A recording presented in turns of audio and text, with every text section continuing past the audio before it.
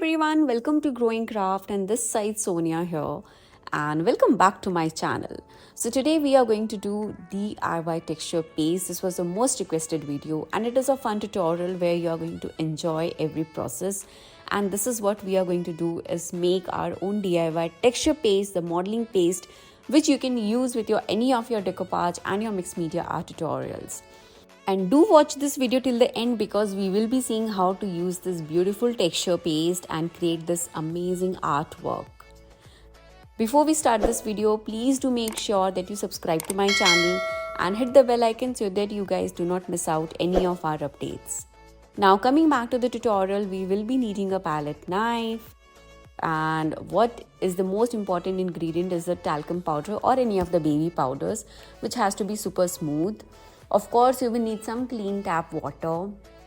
Here, the most important white color to add a little more extra white, an airtight container, which is really important to save it.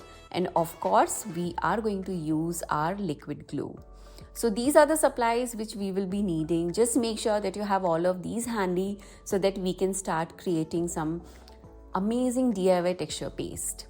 So whatever the supplies I'm using, you can check them on our website at growingcraft.com. And now let's get started with this tutorial. So to start with here, first you need to make sure that your empty container is neat and clean, very well dried out. Here I'm going to use my talcum powder. Now the ratio of the talcum powder or any of the baby powder you're using, you can even try it with the POP also, but the baby powder really works very well for me.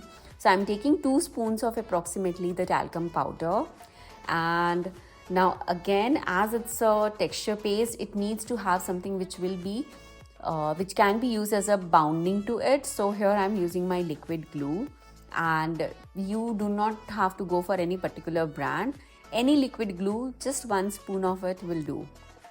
Now here in this video, you will see me just using everything approximately, but because I have been making it for years now, even literally while scooping everything in my jar, I know how much quantity I am adding here. Now the third most important part is having a liquid acrylic glue and acrylic color, and this is the white one. So you will just pour a very little amount of your acrylic paint, that is half a spoon of your paint. If you want it a little lesser, thinner, then you can have just 1/3 of the acrylic glue. It's absolutely fine. Now once you have poured all of this, it's time to mix it really well. You need to start it slowly so that you don't have any bubbles coming up there.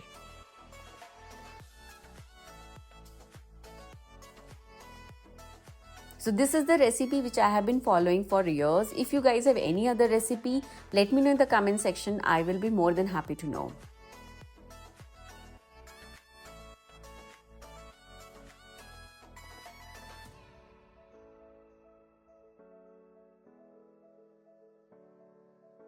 Now here I felt that my paste is a little thicker, so here I'm going to use a clean tap water, just few drops, literally just few drops of water, and again I'm going to stir it really well. So in the process of making a texture paste or the modeling paste, the stir has to be done very nicely and consistently for at least a minute or 2 so that you have a very smooth and a creamy modeling paste.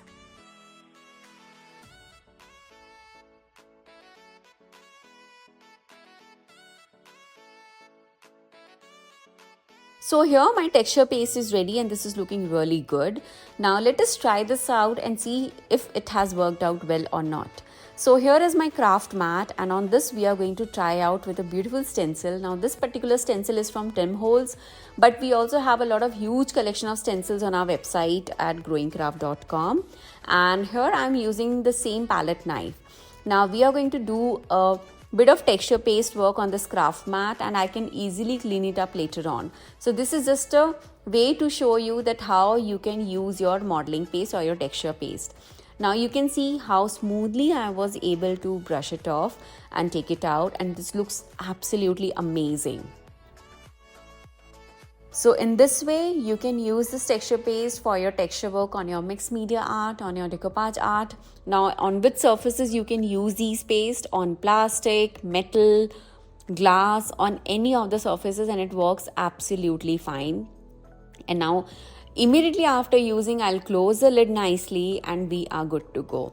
So let me just zoom in the camera and bring it closer to show you that how nicely our texture paste has turned out. Now here I will be showing you a very quick and easy tutorial which I have done recently. So whatever the supplies I'm using, like I said, are there on our website at growingcraft.com. So this was a cutlery stand which I was working recently, and I have used my DIY texture paste. Now why did I use this one? Because this works perfectly, creates a beautiful design out there, and trust me, when you see the finished product, the texture work just looks so amazing. You can use your decoupage napkins on the top of it. You can use your rice papers. You can use your decoupage papers. Everything works perfectly on these texture paste. Now, once I'm done with spreading my modeling paste, my texture paste on all the surface completely, and once I'm really happy with my beautiful texture work on my base, I'm going to remove the stencil, and you can see the beautiful design out there, and it looks absolutely gorgeous. So once the texture work had dried out, I did my mixed media art work on it, and this is how it looked. Let me know in the comment section if you like this finished project, and the tutorial of this one will be coming very, very soon. So I really hope you guys enjoyed this tutorial. Thank you so much for watching, and please do not forget to subscribe to my channel. Take care friends, and bye-bye.